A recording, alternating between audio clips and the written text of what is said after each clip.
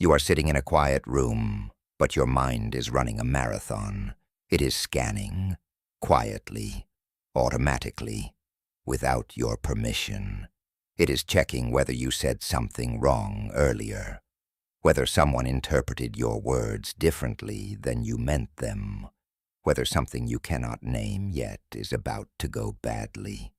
It feels like a humming wire beneath your skin, a constant low-grade vibration that asks the same questions over and over. What if I said the wrong thing? What if they're actually angry? What if this all falls apart tomorrow? This is not simply worry. It is a sophisticated, high-speed simulation. Your brain is trying to solve a problem that has not happened yet. If you look closely at the way you think, you will notice a pattern of internal monitoring. You are not just living your life, but you are narrating it, and then auditing that narration. Did I sound confident enough? Why did they look at me like that? I should have prepared more. This mental scanning is an attempt to eliminate surprise. If you can predict the failure, you believe you can survive it. If you can rehearse the rejection, it will not hurt as much when it comes. But the rehearsal is exhausting. It creates the very tension you were trying to avoid. And over time, the mind begins to treat uncertainty itself as the threat. To a system running on high alert, I don't know, becomes synonymous with I am in danger. The brain is not a neutral observer of your life. It is a prediction machine. Its primary function is not to process the present moment. It is to anticipate what comes next, to model possible futures and scan for which ones carry danger. This is not a flaw. This is the architecture. Every brain does this. The question is not whether yours predicts. The question is how sensitive the prediction system has become. When you encounter an unknown, a vague message, a slight shift in someone's tone, a blank space in your schedule, your brain fills that void with a threat. It then demands that you think your way out of that threat. You mentally rehearse the conversation. You scan your memory for evidence of your own mistakes. You stay alert to every emotional signal in the room. And for a moment, when you find a potential explanation or a way to contain the danger, the tension dips. A small relief arrives. But because the danger was never real in the first place, the brain never receives the all-clear signal. The system stays activated, or the alarm keeps ringing, even though there is no fire. Why does the mind do this even when things are objectively fine? Because the brain has learned to prioritize safety over accuracy.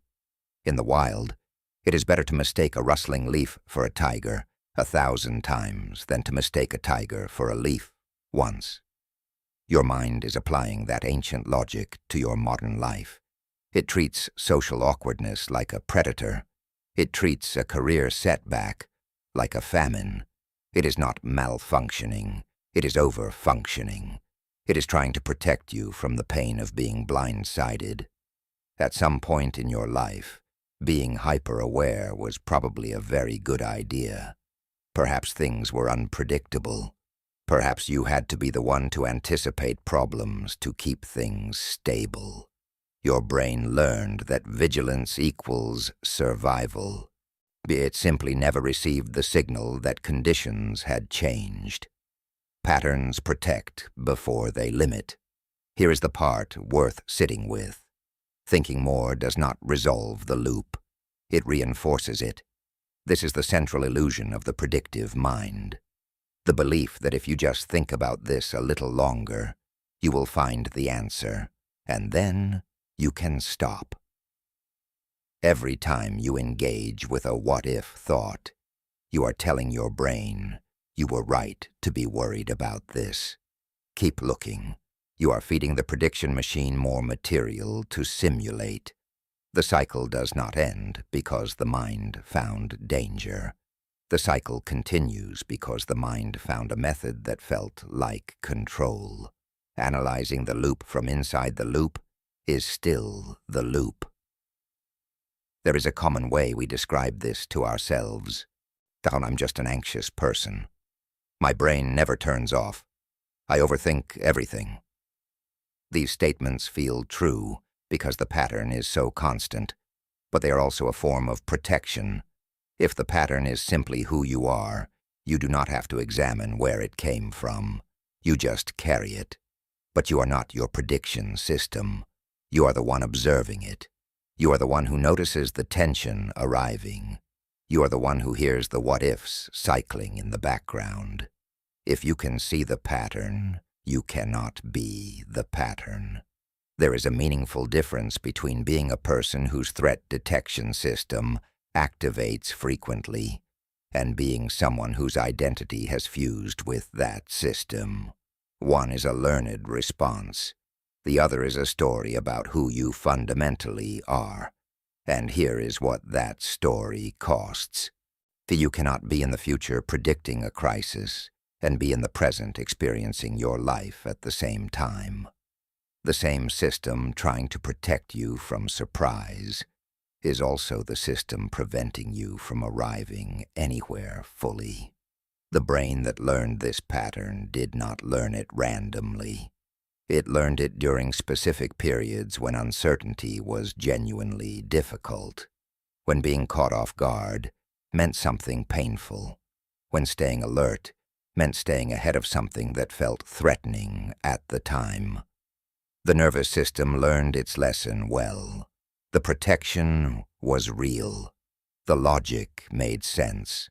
What the system did not receive was the signal that it could soften, that the threat level had dropped, that the same vigilance applied to low-stakes conversations and manageable uncertainties was no longer necessary at full intensity. The alarm was never told it could lower its volume, so it continued running the same process on new information, on ordinary days, on moments that did not require that level of preparation. You are reacting, not failing. This extends further back than any single memory. The human brain evolved in environments where threat detection was a survival function, where reading social signals accurately determined safety, where anticipating what others thought of you had real consequences. The threat detection system does not distinguish cleanly between physical danger and social discomfort. Both activate the same fundamental alert, which means a mind that treats a difficult conversation as a threat is not overreacting from weakness.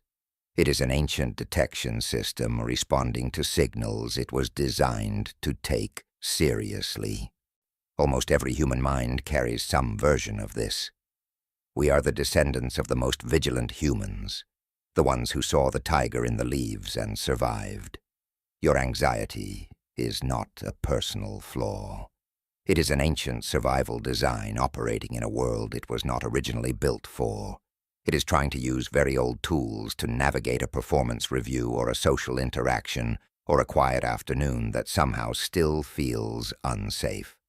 When you understand this, the shame begins to dissolve. Shame requires the belief that you are doing something wrong, but you are not. You are experiencing the result of a protection system that stayed turned on longer than it needed to.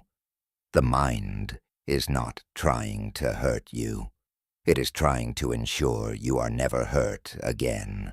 It has simply forgotten that you are capable of handling surprise. It has forgotten that you can survive being unprepared. Understanding this does not make the thoughts vanish. The brain does not release a survival strategy simply because it heard a clear explanation, but it changes your relationship with the noise. When the scanning begins again, when the what-ifs start to rotate, you can observe them from a quieter place. You can recognize them for what they are: a mental simulation, a rehearsal for a play that may never open. You do not have to fight the thoughts. You do not have to believe them. You only have to see them clearly. You are the observer of the pattern. You are the space in which the thoughts happen, the mind that scans constantly, that predicts before danger arrives, that rehearses outcomes in advance. That mind is not broken. It is protecting the way it learned to protect. Patterns protect before they limit, and once you can see how the protection works, the limit begins to lose some of its weight. You are the observer of the pattern. You are the space in which the thoughts happen. You are not your prediction system. You are the one capable of observing it. The mind is not trying to hurt you. It has simply forgotten that you are capable of handling surprise.